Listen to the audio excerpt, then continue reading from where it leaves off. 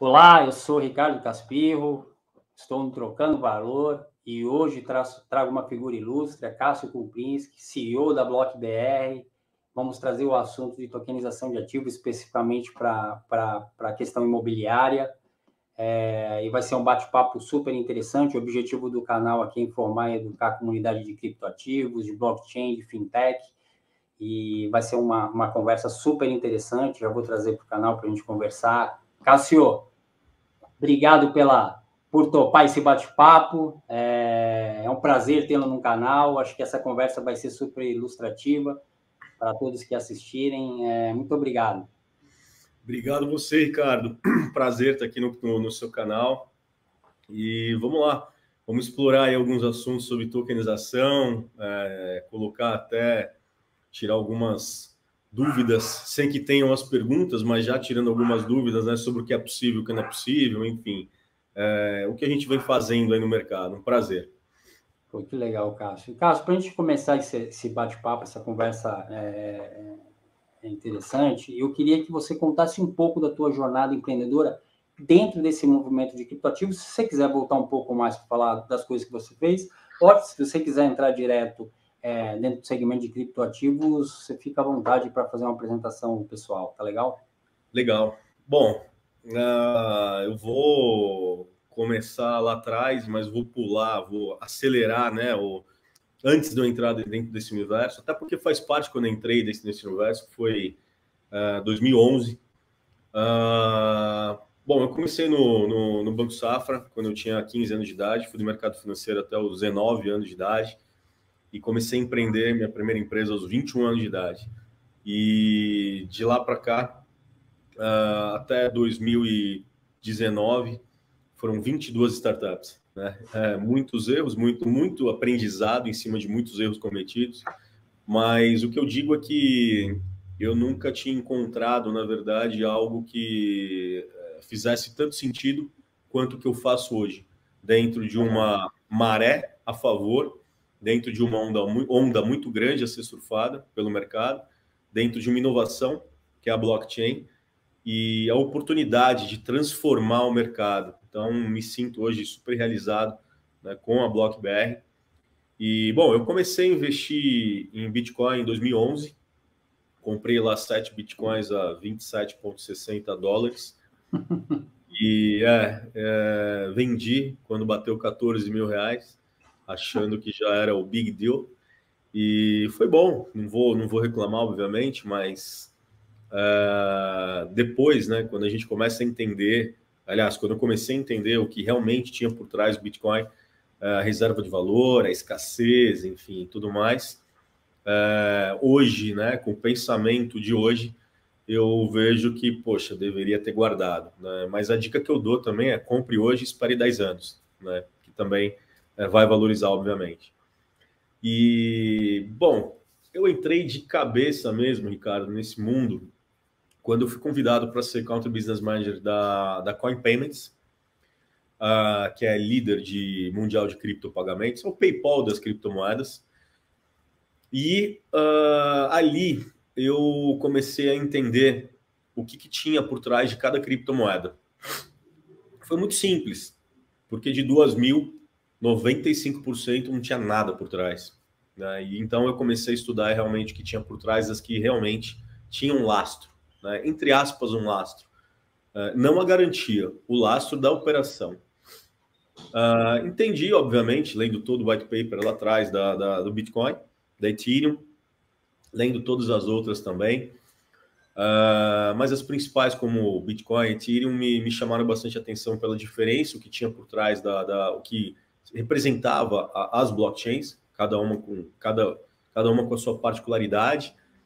E obviamente, como empreendedor, eu não ia ficar na Coin Payments e pensei comigo, falei, bom, eu vou empreender, porque esse é um mercado que eu vou voltar para as raízes, né? Setor financeiro, e vou trabalhar com tokenização. Tem até um papo engraçado, porque quando eu ainda tinha um pouco de dúvida, eu liguei para um cara que eu gosto bastante, que é o Daniel Cucchieri, e o Daniel foi um dos caras que simplesmente me incentivou falou. Ele simplesmente, eu virei para ele e falei, Daniel, eu acho que eu vou fazer um concorrente seu.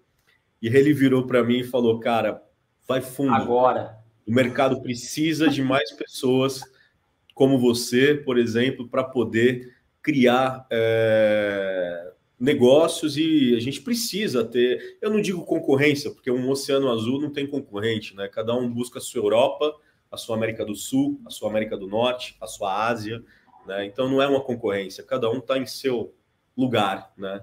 Mas ele me incentivou bastante, o Rubens me incentivou bastante também, que inclusive foi um dos caras que me colocou aí cara, né, que me colocou na Coin Payments também, e aí eu comecei, cara. Então, basicamente, a minha visão dentro da BlockBR sempre foi, né, o futuro do dinheiro. O que vai acontecer com o futuro do dinheiro? Uhum. E nessa, pensando no que tem atrás das criptomoedas, ou meme coin, ou algo que não tem lastro, ou não tem garantia, enfim, tudo isso vai mudar, porque obviamente o regulador entra para colocar ordem na casa. E as exchanges vão precisar cada vez mais de produtos, de bons produtos originados, né, para distribuição. E aí entra a BlockBR. Comecei com a BlockBR em agosto do ano passado. Nós vamos completar 1 ano em agosto, agora, daqui um mês, exatamente um mês, 5, 6 de agosto.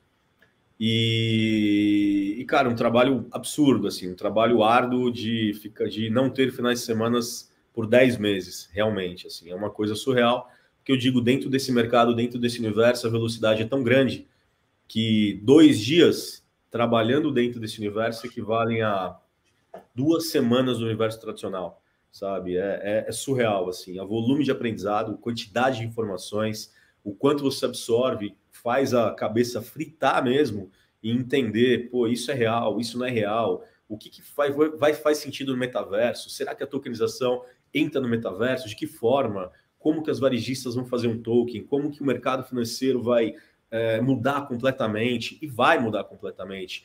Só que a gente vai entendendo isso com o jurídico, com o financeiro, com a tecnologia, com o comercial. E aí foi criada a BlockBR pensando exatamente como que a gente vai promover essa mudança de mercado. Então, basicamente, hoje na BlockBR nós temos 2 verticais, que são os tokens estruturados, tokens superestruturados. Estruturados representam recebíveis, onde o investidor tem uma boa rentabilidade, e a gente não pode nem falar sobre rentabilidade por conta de regulatório, para não caracterizar valor imobiliário, mas, obviamente, a tokenização de recebíveis ela é o que tem mais amplitude, mais volume dentro desse mercado. E o investidor sabe quando e quanto ele vai receber, e o dono do ativo coloca as regras no smart contract, quando que ele vai pagar o investidor. Os tokens superestruturados representam soluções. Então, por exemplo, eu posso tokenizar. Você, Ricardo, está sentado em cima de uma mina de ouro, da sua família ou sua. Você tem 1 tonelada para explorar, né? Então, a gente pode criar uma stablecoin, a gente tem, inclusive, as tecnologias que criam a ponte entre originação e distribuição. Perfeito. E a gente vem criando algumas soluções também de custódia. Enfim, tem um caminho aí, um roadmap bem grande dentro da BlockBR, time crescendo bastante. E os principais setores que nós pegamos, poxa, na verdade, bateram na nossa porta e no sentido de oportunidade. Mineração, recebíveis, imobiliário, que hoje é o mais forte, né, por conta de ter uma garantia muito firme, que é o próprio imóvel, na maioria delas, e agro também. Então, a gente está atendendo todo o mercado no que se refere à tokenização, e dentro da BlockBR nós criamos o TaaS também, que é o Token as a Service. Então, a gente tokeniza de dentro para um banco, né, para uma financeira, para você, se você quer ser um distribuidor também. Tem muita coisa aí bacana acontecendo, está num crescimento bacana também. E um mercado que vem aí despontando, que vem surpreendendo muito a nós, é o setor imobiliário. Né? Por quê? Dentro da BlockBR, nós começamos a atender o mercado, várias incorporadoras. Só que, assim, existe uma limitação do possível e um impossível nesse momento. Né? Nós temos um setor jurídico muito forte. Nós, basicamente, corremos ao lado da CVM, juntos com a CVM, Banco Central, em conversas paralelas, né, para ver o que é possível, mostrando o que nós fazemos também e tudo mais, e através do nosso jurídico. E nós decidimos criar um projeto dentro da Block BR para justamente ter um aprendizado das possibilidades dentro do setor imobiliário. Então, nós criamos a T-Property, que está servindo até como um caso de uso hoje para várias pontas do mercado imobiliário, incorporadora, corretores, arquitetos e tudo mais. Nós basicamente chamamos os melhores arquitetos, melhores dentro do nosso conhecimento. Desculpem os outros arquitetos, né, porque eu não conheço. Nós chamamos Arthur Casas, Thiago Bernardes, Felipe Diniz, Gui Matos.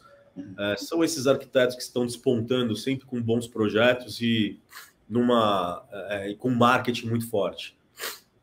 Montamos um fundo fora do Brasil. Esse fundo, nós compramos terrenos em lugares incríveis, chamamos os arquitetos, cada região é um arquiteto específico, construímos essas casas e, do outro lado, nós criamos as NFTs dessas casas, onde quem compra NFT tem o direito de uso dessa casa, onde cada casa representa uma série de experiências. Então, a gente vai fazer uma oferta, por exemplo, de uma casa lá no Preá, e essa casa no Preá, ela tem lá um espaço que tem 4 quadriciclos, um professor e uma professora de kitesurf, tem um chefe de cozinha local, enfim. Então, quem compra essa NFT tem o direito de uso, que é de 12 ou 40 dias por ano. Só que a gente tem algumas limitações do que a gente gostaria de fazer, né? Que é o quê? Eu gostaria de vender NFT como propriedade. Perfeito. Mas eu não posso vender NFT como propriedade, porque senão caracteriza um valor mobiliário e aí me trava, né, na negociação, ou eu estou acelerando o mercado, algo que eu não posso. Então, o que nós esperamos, que nós estamos aguardando, na verdade, ansiosamente, mas que vai acontecer, é natural que aconteça daqui um ano e meio, acredito que 1 ano e meio, é que quando os cartórios a blockchain, né, a blockchain não vai substituir o cartório, mas o cartório vai começar a utilizar a blockchain porque o cartório é uma base de dados, né, de pessoas que procuram estabelecimento para quê? Para registros. E esse registro vai ser através da blockchain. Ou se as pessoas fazem direto na blockchain, ou elas vão para o cartório. Elas vão continuar indo para o cartório, na minha visão. O cartório não vai acabar. Mas quando o cartório começar a utilizar esses registros em blockchain, tudo vai ser muito mais simples, mais fácil. E aí, então, eu acredito que a NFT de propriedade, ela poderá ser possível. Mas, por enquanto, não é. Então, a gente trabalha de acordo com o degrau que a gente pode subir, alcançar, né? Existem vários degraus para cima, no planejamento, no que a gente almeja, no que a gente olha, de possibilidades, mas ainda não dá, né? E diferente da T-Property, que é a NFT de uso, né? A gente, obviamente, já estudou Utility Token, Security Token, não só no Brasil, mas fora também. A gente tem alguns braços, né?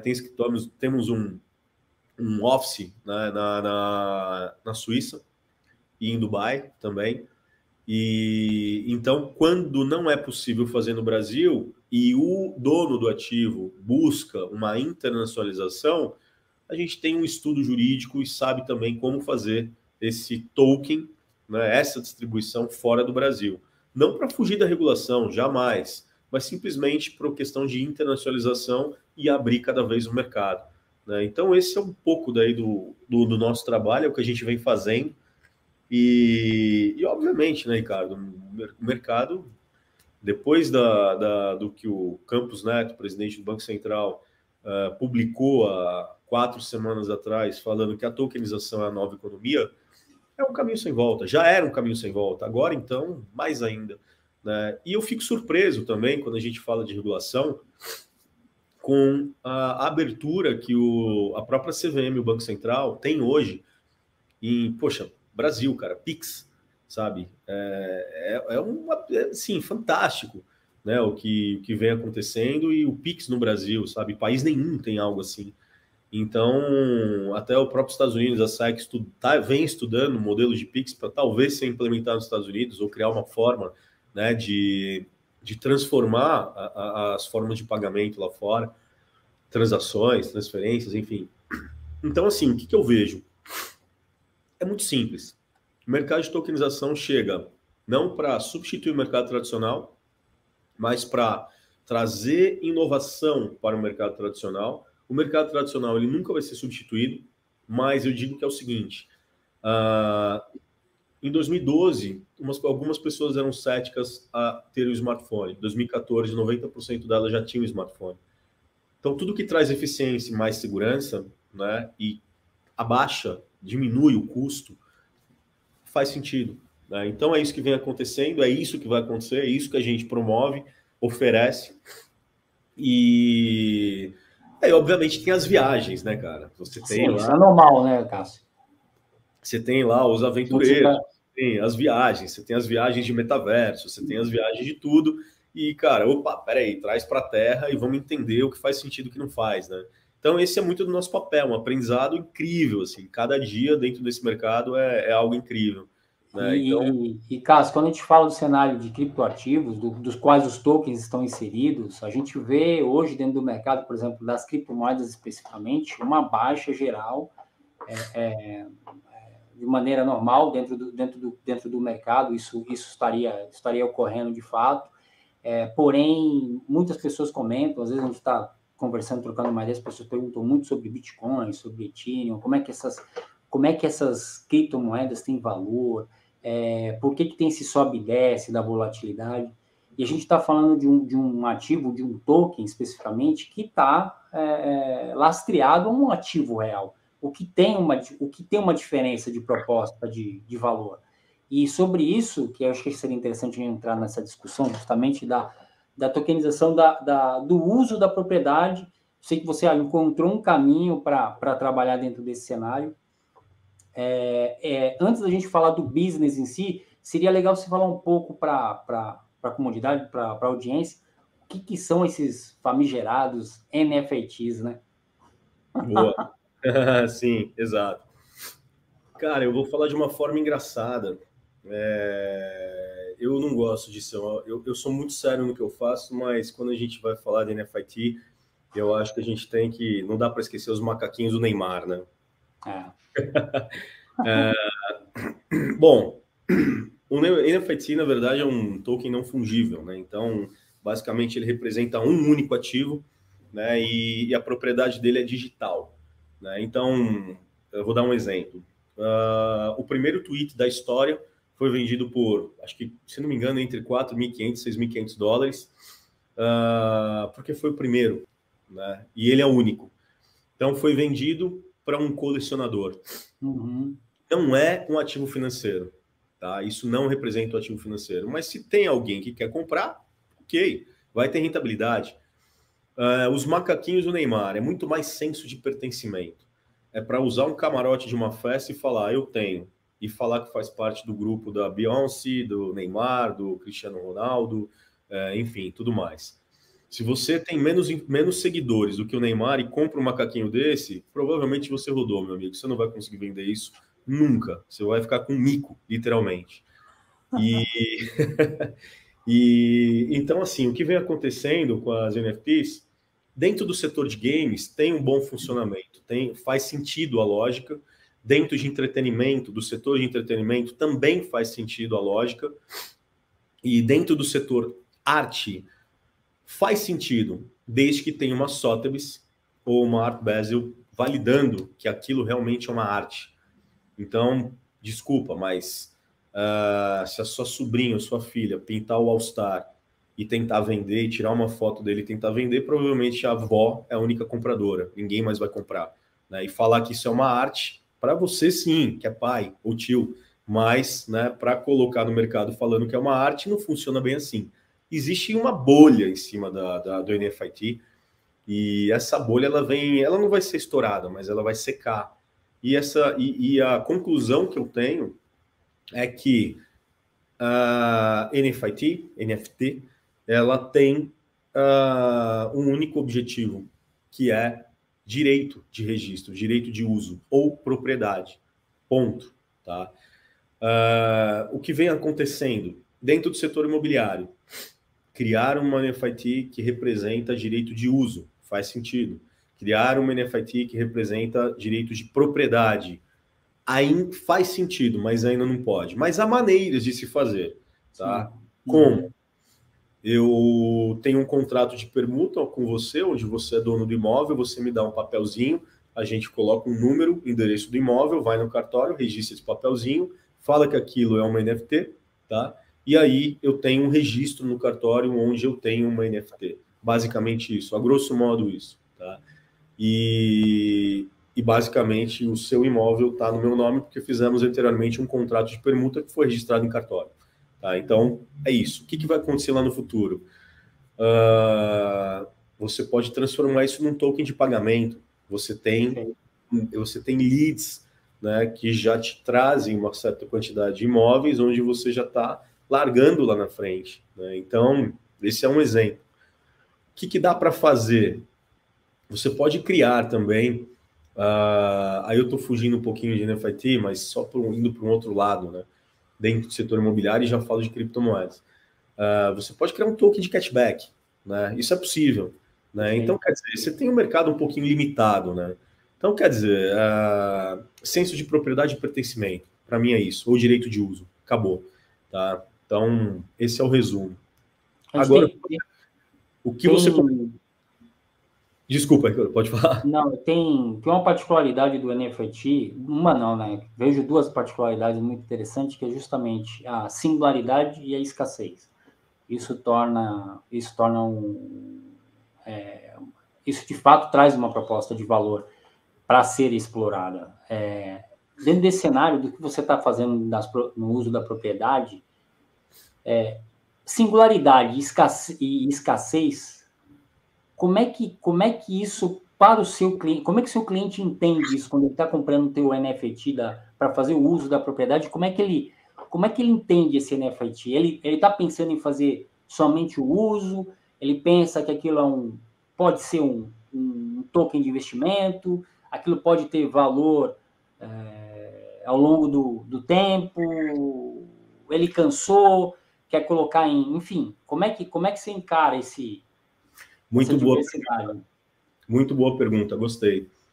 Na verdade, a gente vem fazendo um trabalho de aculturamento de mercado, né?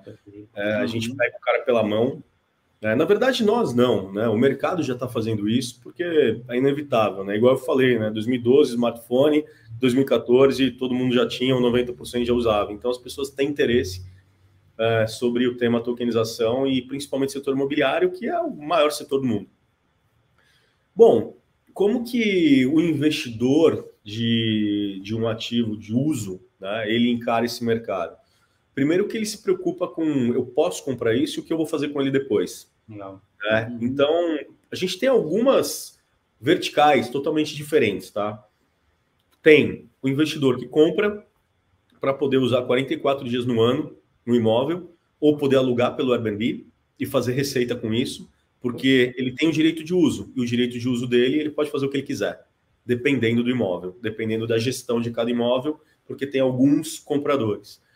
O que nós fazemos, basicamente, nós vendemos NFT de 8 a 14, de 8 a 22, desculpa, de 8 a 22 investidores por propriedade, para não ficar considerado como time sharing. Então, existe uma grande diferença no que nós fazemos entre timeshare e multipropriedade. Nós estamos no meio. Não é nem timeshare, nem multipropriedade. O que é? Não sei te responder, mas é um mercado novo que a gente está criando. Tá? Então, esse é o primeiro investidor que compra para uso próprio ou rentabilidade, alugando a quantidade de dias que ele tem. O outro investidor é aquele cara que já enxerga a NFT como do mercado imobiliário como um ativo que poderá no futuro fazer parte de uma exchange para o mercado secundário. E esse investidor é aquele cara que está fugindo de fundos imobiliários, porque a rentabilidade de um fundo imobiliário é de médio para baixo.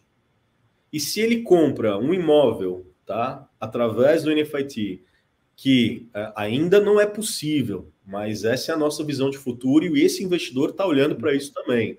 Se ele compra esse NFIT, que é a propriedade do imóvel, e se esse token no futuro, esse NFIT for para o mercado secundário, ele pode comprar 10, que representam 10 imóveis. E o proprietário do imóvel pode estar vendendo esse imóvel no imóvel web por 2 milhões, mas no NFIT no mercado secundário ele vende por 1,750. Entende? Então, quer dizer, são dois mercados distintos. Então, o mercado ele vai dar uma dissipada, né, no futuro. É isso que a gente enxerga. E é isso que alguns investidores enxergam também por conta da baixa rentabilidade dos FIIs, né, dos fundos imobiliários. Esse é um outro perfil. O outro perfil é o cara que compra para uso, mas vê isso como um direito de propriedade no futuro.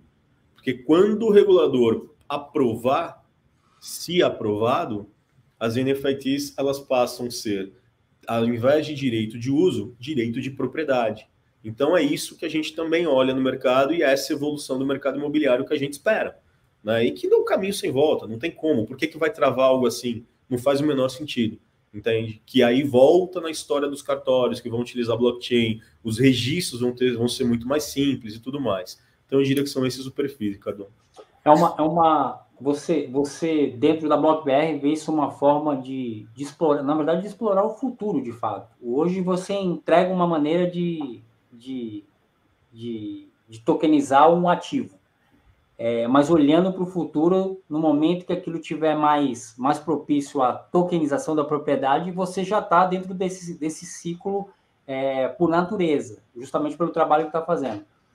E eu vou entrar numa questão que é referente ao futuro da tokenização, o Cássio. E o futuro trata dessa questão, né? A gente tem uma questão de regulamentação ou regulamentações que devem surgir ao longo dessa jornada, mas como é que você está vendo essa questão da tokenização de ativos, o potencial da tokenização de ativos, e aí eu deixo a área aberta para você explorar esse assunto, porque, de fato, vai surgir um novo mercado financeiro com um potencial tremendo, do qual tantas outras empresas, você comentou, já fazem parte, a sua, a minha e tantas outras, que tá procurando construir um novo mercado financeiro. Como é que você vê essa questão do futuro da tokenização de ativos? Olha, há exatamente 11 meses, né, eu dedico minha vida à tokenização, né, e realmente a vida mesmo, porque eu quase tive um burnout. E não, brincadeira, tá, passei um pouco longe, mas se eu não cuidasse, estava bem próximo. E assim, o futuro da tokenização, ela é um universo, a tokenização em si, ela é um universo onde eu vejo mais solidez, tá, na inovação, na transformação de mercado e a nova economia. Se a gente for para as arestas, né, que tem em volta da Web3 e trazer a Web3, a tokenização, se a gente coloca a tokenização dentro da Web3 somente, eu acho ok, faz parte da Web3, mas é um erro, né, misturar tudo. Eu vou falar o que já está acontecendo. Bancos nos procuram, todos os big players do mercado nos procuram. Os bancos têm interesse em fazer parte desse movimento, mas não entendem muita coisa. A tokenização não é você chamar um advogado e um cara de tecnologia e criar um token. Isso eu faço em 5 minutos com o seu nome. A tokenização é muito mais do que isso. O buraco é muito mais embaixo. A parte jurídica da tokenização, né, ela constitui, assim, cara, pelo menos 42 itens para você viabilizar uma estrutura. A parte financeira da tokenização, se a gente fala em um token de recebível, é mais simples, né? Porque daí é uma esteira de recebível que você só coloca o ativo e faz a captação, com a garantia e com o lastro. O trabalho aí é no compliance e na estruturação jurídica do token, né? E aí entra o jurídico e como que você vai ofertar isso. Se um marketplace, um white label, se um token as a service, enfim, tudo mais. Entra a característica tecnológica. E por último, a comercial, que está atrelada ao jurídico, porque eu não posso fazer um marketing do que eu quiser falar. Pelo contrário, se eu quiser falar tudo, aí que eu tomo um pênalti mesmo. Não posso, cartão vermelho. Então, você consegue fazer algumas coisas de forma completamente limitadas. O que vai acontecer? O futuro da tokenização. É óbvio que um banco central e a CVM vão colocar as empresas com um selo de aval de distribuição, né? Eu sou uma digital asset, então hoje as conversas são muito próximas ali dentro do regulador, possivelmente, né? Que é o que nós fazemos. Aliás, possivelmente vai acontecer, eu tenho certeza absoluta, porque não tem como. Igual uma corretora tem um selo de distribuição e o aval da CVM ou Banco Central, nós também teremos, entendeu? Então, isso é um fato. Tendo isso, o mercado ele começa a se expandir cada vez mais. Mas aí vamos fazer o seguinte, pega tudo isso que eu falei, coloca numa gaveta, abre a segunda gaveta e vamos falar sobre descentralização. Gente, não tem como, tá? Tem como regular mercado, mas você regula mercado interno. E a tokenização, ela faz parte da descentralização. Então, o que eu acho, né, que vai acontecer, já uma certeza minha. O CBDC, ele entra, real digital, ele entra para regular impostos e taxações de transações no mundo descentralizado. Maravilhoso isso, que é o melhor caminho. Só que quando você fala em descentralização e tokenização, é maravilhoso você resolver um problema cambial de um dono do ativo que tem ouro, por exemplo, no Brasil, para fazer uma distribuição em Dubai. Entende? E aí você vai ter um regulador falando, não pode. Você está em outra jurisdição, você está em outro mundo, entende? Em outro país. Então, o futuro da tokenização, um mundo descentralizado, mas regulado em todos os países, onde você tem um controle interno, uma política anticorrupção, anti-lavagem de dinheiro muito forte, que é o que a gente vem trabalhando bastante. Legal. E onde você passe uma segurança para cada país do que você origina e de quem você origina, com todas essas políticas blindando todo o trabalho de tokenização e descentralização. E quando a gente fala em descentralização, a gente não está falando, pode tudo. Não, pelo contrário. A descentralização, ela é igual à democratização. Apenas isso.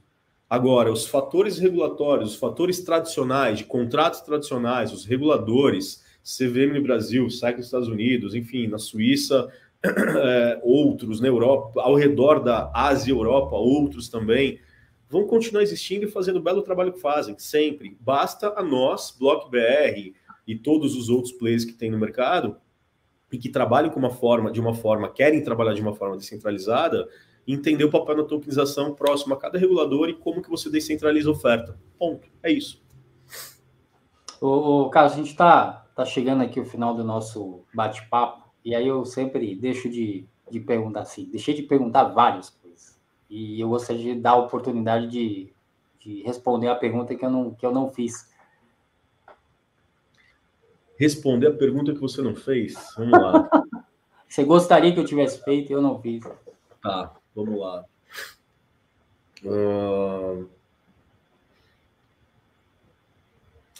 Aonde estão os investidores de tokens? Eu acho que essa é uma pergunta bacana. Os investidores de tokens estão sendo educados. Eles não estão no mercado tradicional ainda, porque nós estamos criando essa ponte para trazer cada vez mais investidores para os tokens. Institucionais são bons investidores de tokens já, gestoras também são bons investidores de tokens, mas a Web3, gente, é uma loucura, porque demorou muito tempo para a gente entender, 3 meses, demorou muito tempo para a gente entender que os investidores do mundo digital estão dentro de comunidades e não na Faria Lima, né? Então, quer dizer, é um mundo novo, né? E construir a cultura desse mundo novo cabe a passarmos qual garantia, qual lastro tem esses ativos e qual história bonita que a gente quer contar com a maior segurança próximo aos reguladores. É isso. Acho que Essa é a resposta e junto com a pergunta onde estão esses investidores e que daqui 2, 3 anos, 95% do mercado que hoje não investe no Brasil, por quê? Porque esse cara não entende o que é 200% do CDI mais 10. Ele não faz ideia o que é isso. Mas ele vai entender que se ele comprar um token de R$ 25, pode representar uma fração de uma cabeça de boi. É simples assim. Cássio, cara, excelente o nosso bate-papo. Você foi super preciso, trouxe uma problemática e uma maneira de resolver esse problema para os teus clientes, que é importante, com pensamento a longo prazo, fazendo o que é permitido fazer de uma maneira correta agora, justamente olhando o futuro. Cara, achei nosso bate-papo sensacional. Foi um prazer trazer você no canal. Desejar toda sorte a Block BR. E tamo junto, meu amigo. Prazer é meu, Ricardo. Poxa, parabéns pelo programa também, cara. Muito legal. Fiquei super feliz quando você me convidou. E, cara, quando quiser bater papo, tiver mais conteúdo aí pra gente trocar ideia e tiver algumas dúvidas, fica super à vontade. Um prazer. Cara, obrigado mesmo. Abraço.